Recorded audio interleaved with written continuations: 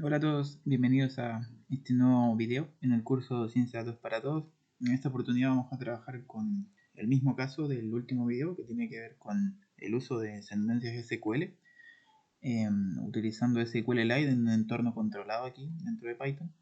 Y bueno, en la parte 1 recuerden que estuvimos viendo que estamos trabajando con tres tablas. Recuerden que el enlace de a este notebook lo van a encontrar ahí abajo en la descripción. Cuando le den clic a ese enlace lo va a llevar a este enlace y ahí básicamente van a encontrar el notebook, que es el que dice 21. Vamos a trabajar sobre él y dentro de lo que es datos van a encontrar tres tablas, una que se llama agentes, otra que se llama calls y otra que se llama customers, que son las que estamos utilizando para hacer el caso. Recapitulando, bueno, nada, habíamos visto un poco sobre lo que eran bases de datos, por qué se utilizaban. Habíamos visto también lo que eran los diferentes tipos de bases de datos, relacionales, no relacionales, de dónde venían, para dónde iban. Eh, las NoSQL son un poco menos maduras que las SQL porque aparecen 20 años después. También mencioné un poco que para poder elegir si utilizar una base de datos SQL o no SQL, uno puede utilizar lo que se llama el teorema CAP. Las bases de datos SQL se caracterizan por tener consistencia y disponibilidad, pero no permiten la tolerancia a la partición, mientras que las no SQL tienen disponibilidad y tolerancia a la partición, pero no tienen consistencia. Y bueno, claramente uno elige una base de datos no SQL cuando su información va a variar mucho a lo largo del tiempo, es decir, su información no es estructural y va cambiando mucho. Por el contrario, si tu información es constante y va a mantenerse a lo largo del tiempo en cierto formato, es mejor elegir una base de datos SQL. Lo que habíamos visto también era que SQL era una norma ISO. Por acá les dejé un link que los va a llevar a este enlace, donde pueden observar que ahí está el PDF explicando cuál es el estándar de SQL. Y para este caso particular, en la parte 1 lo que hicimos fue trabajar con una librería que se llama SQL Alchemy. Montamos la unidad de Drive, nos conectamos a la ruta, generamos lo que es el motor de base de datos, creamos las tablas sobre ese motor de base de datos, activamos una función o la creamos que se llama runQuery, que nos va a permitir conectarnos a la base de datos, ejecutar nuestro query y devolver el resultado en formato de pandas data frame. Y bueno, esto ya lo hicimos por acá. Yo les expliqué un poco cuál era la estructura detrás de las tablas que íbamos a manejar, que era agentes, calls y customers. Este era el diagrama entidad-relación. Aquí se veía que básicamente esta tabla es la que permitía la conexión entre agentes y customers, porque estos IDs que están aquí, Agent ID y Customer ID, son los que aparecen acá. Son llaves foráneas dentro de la tabla call que permiten la conexión entre agente y customer. Son estas tablas de acá. Y nada, las relaciones de uno a varios, como ven aquí. Y nada, eso sería como la idea del diagrama entidad-relación. También hablamos un poco sobre lo que eran las sentencias select. Hicimos algunos ejercicios de poder elegir algunas filas, aplicar filtros, hablamos del select, del from, del where. También hablamos de lo que era el order by, que se aplicaba luego a hacer filtros sobre una selección cualquiera. Y de fondo ese era un poco el repaso que habíamos hecho en la estructura DML, ¿cierto? Data Manipulation Language. También hablamos un poco sobre lo que era el like. El like se utilizaba para hacer filtros particulares. Por ejemplo, aquí estamos mirando que la columna ocupación tenga ingeniero en la mitad de la palabra, al inicio o al final. Entonces, nada, ahí como pueden ver, vemos que hay 28 diferentes profesiones asociadas a ingeniería. También hicimos un ejemplo mostrando lo que era la estructura del case, donde básicamente acá uno elige dos columnas, ¿cierto? Customer ID y nombre, y adicionalmente crea una tercera columna que se llama over30, y esto era muy similar a lo que es el if y el else, ¿ya? Verificar si la edad es mayor a esto, y si no, va a llamarse y, si eso no pasa, entonces miramos si realmente la edad es menor a 30, y le ponemos no, y en caso contrario vamos a poner missing data, ¿ya? Y ese resultado tiene tres posibles valores, y van a ser almacenados en esta nueva columna, se llama over30. Eso viene de la tabla customer y después ordenamos por nombre de manera descendente. Entonces, claro, al ejecutar esto, habíamos obtenido lo que era nuestro interés, todos los nombres que son ingenieros y eran mayores o menores a 30. También podíamos hacer filtros después de aplicar el case, eso también lo mostramos por ahí. Lo único que cambia aquí es que después de hacer el case end, aquí hacemos el filtro de la ocupación sea ingeniero. Bien, y en esta parte vamos a comenzar a trabajar sobre preguntas prácticas asociadas al caso. Por ejemplo, investigar lo que son las tasas de conversión de clientes, es decir, por cuántas llamadas se necesitan para que alguien compre cosas. Antes de eso quería hablar de lo que son llaves primarias y foráneas. Las llaves primarias son conceptos importantes porque son las que permiten las conexiones entre tablas. Son identificadores únicos, no pueden estar repetidos, no aceptan valores nulos, y porque son identificadores precisamente, y están limitados a un solo ID o llave primaria por tabla.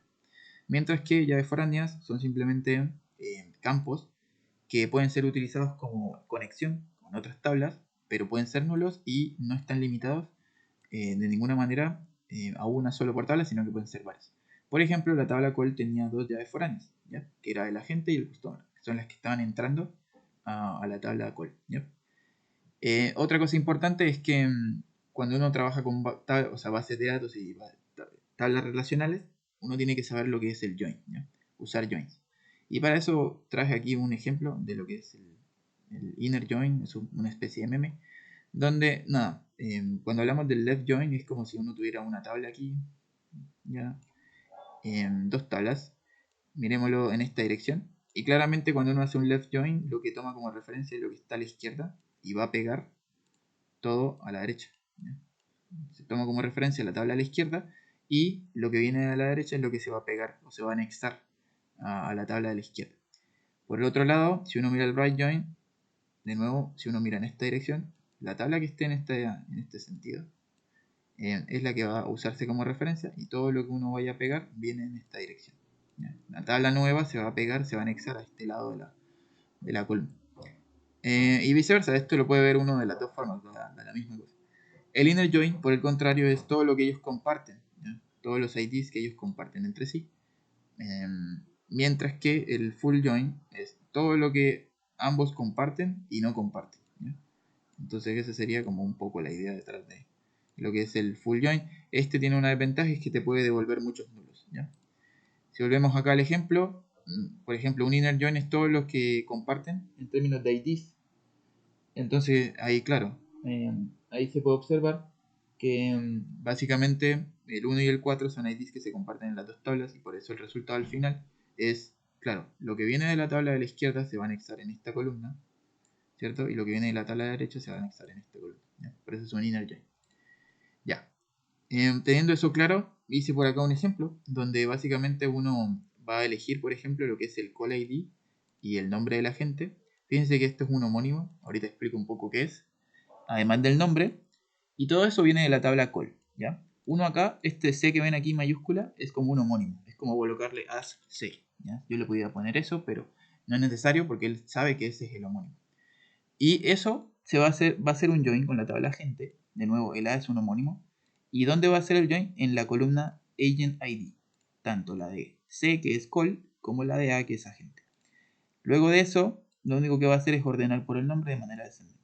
Entonces ahí lo que estamos conectando son el nombre y lo que es el call ID de cada uno de esos los usuarios, ¿ya? Y los agentes.